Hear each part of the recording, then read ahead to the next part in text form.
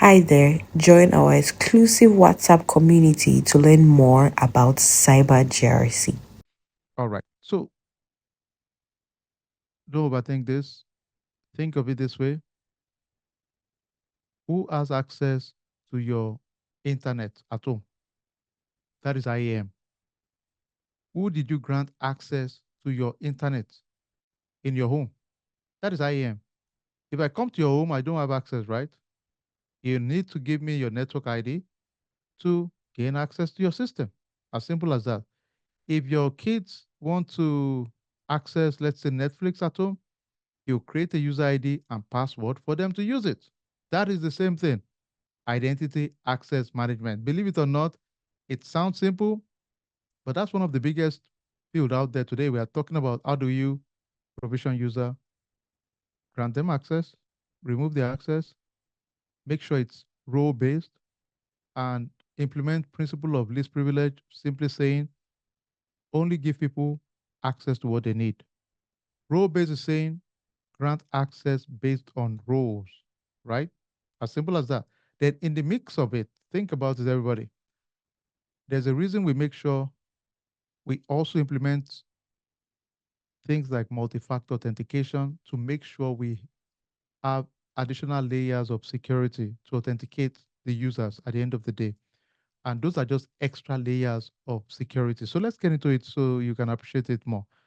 What is IAM? It's really the process of managing access to your organization system, data, or infrastructure. And this include the identification process, authentication process, and ultimately authorization of those users. What are some key best practice?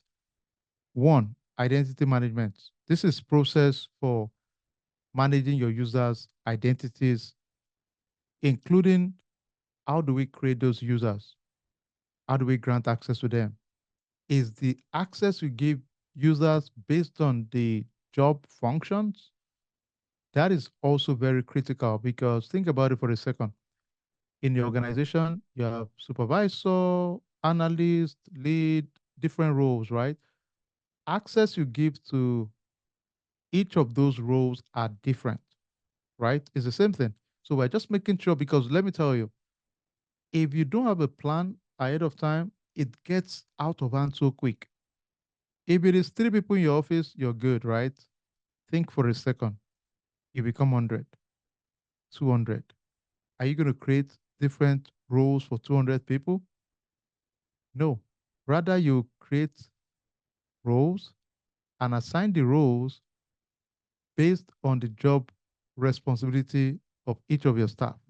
If you join me as an analyst, I'll give you a role as an analyst. If you join me as a supervisor, I'll give you a role as a supervisor. So even though we have 500 supervisors join, we're just giving them role. We're not creating new roles for them. Okay? Very important. Authentication. For everybody here, remember again, I always throw it to you all. Enable your multi-factor authentication on your devices, especially for your WhatsApp or your Facebook or any of your critical accounts, because you want to ensure that only authorized individuals have access to your critical information, because if not, it can easily go south. All right.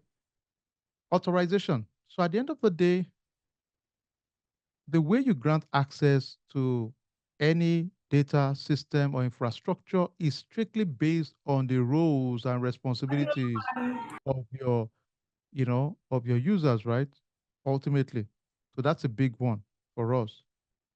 Access management. We are saying, how do we grant users access, modify their access, revoke their access to any of your critical infrastructure? Role-based access, like we mentioned before, we're saying, we are implementing a strategy whereby access is based on your job functions, and those job functions, we've assigned roles to those functions. So if you don't mind, can we all type role-based function, role-based access real quick, everybody, if you don't mind? Role-based access. Let's see if we can all, yes, if you don't mind, role-based access. Because if you tell me in an interview, I want to make sure access is granted based on roles, there's multi-factor authentication, principle of least privilege, which we'll talk about next. Those will give you credibility immediately. All right, okay, good job. All right, let's go to the next one real quick. All right. So the next one is least privilege principle. All we are saying is users are only granted minimum level of access. That's all. What does that mean? I'm saying if you don't need access, then don't give access.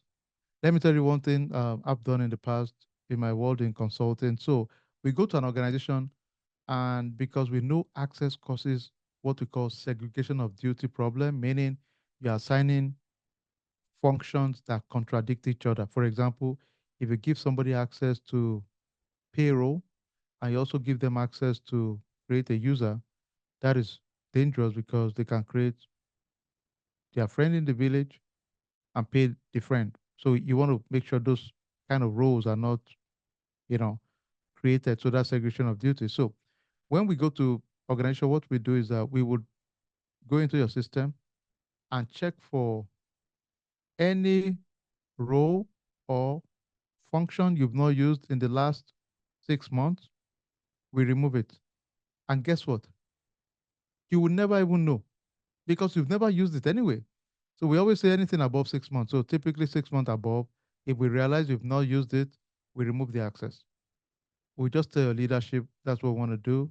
Most times the leadership will say yes, just do it. Because the more you give those access, the more risk you are exposing yourself to. So we just remove the access because you've not used it for over 6 months. So it's as simple as that. Continuous monitoring is a big one, especially for access control. We are saying, how do we ensure we keep monitoring users' access in our system? Very important. This is so big because sometimes as a manager, you can easily sense certain users that are not access to your, you know, information or certain transactions, and you can easily remove those access immediately. So it's a big deal, especially when you start thinking of potential audit into that realm. It's a big deal, right? Compliance, ladies and gentlemen, we have no option here. And that's one of the weird part of it. You cannot run from it. By law, we need to be in compliance anyway. So I think can we all type in SOD? Everybody, if you don't mind. Type SOD. SOD means segregation of duty. Can we all type it real quick? I'll tell you why I said that. Because anytime that compliance show up, this is one of the biggest things I've seen in organization. Segregation of duty is one of the biggest nightmare. I'll tell you real life stories some years back. I worked for a client, big global company in Germany, Mannheim. So I traveled there for consulting work, and they use an enterprise solution called SAP. Big deal. So and they had tons of segregation of duty issue. All it will show is the transaction you have that is conflicting with what. So, think about it. If you can create an invoice, you can change an invoice, you can view an invoice, all of those will show. So now, even though it's all invoice, right? Every potential scenarios of invoice will show. So that can be easily seven things, right?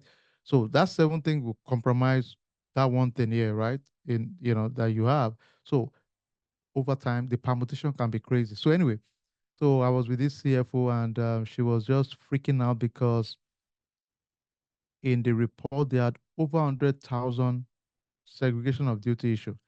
Even though technically, in terms at the transaction level is a lot, right? Because it's a lot of activity permutating together.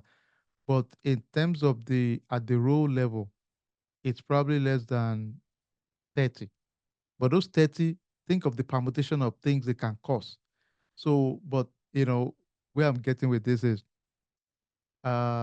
she didn't find that funny in the report because no matter how you dice and slice it, if you go to your board and they see 100,000 issue, that looks bad, no matter how you spin it, right? So because of that, we agree with that. Okay, yeah, we'll find a way to kind of, because sometimes you want to compromise. Yes, it will be in the detailed report, but let's just stick with the role level in the report, right? So that we want to make people not panic and go crazy at the end of the day. So we have to figure a way to say, okay, well, yes, at the role level, these are the issues.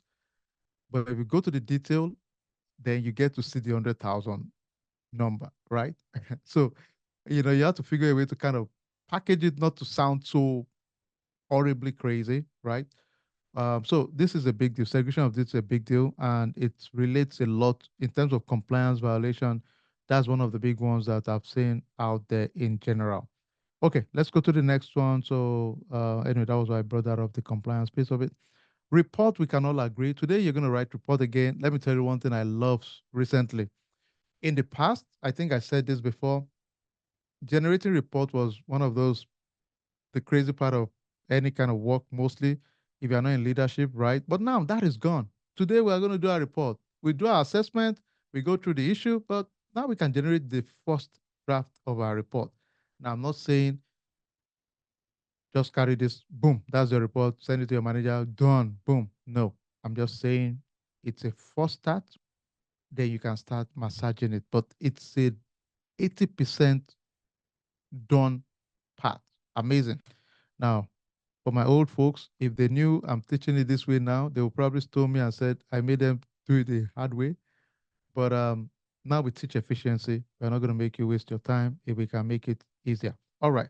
So let's get into assessment. So your question is going to be, all right, how does this apply to real life? Sometimes people would want you to do a quick assessment of the environment in terms of, explaining to them how their identity and access management posture is. Some people don't know. It's horrible. And you can't find out until you do an assessment and tell them where they stand in general. So that's the whole idea. Hi there, join our exclusive WhatsApp community to learn more about Cyber GRC.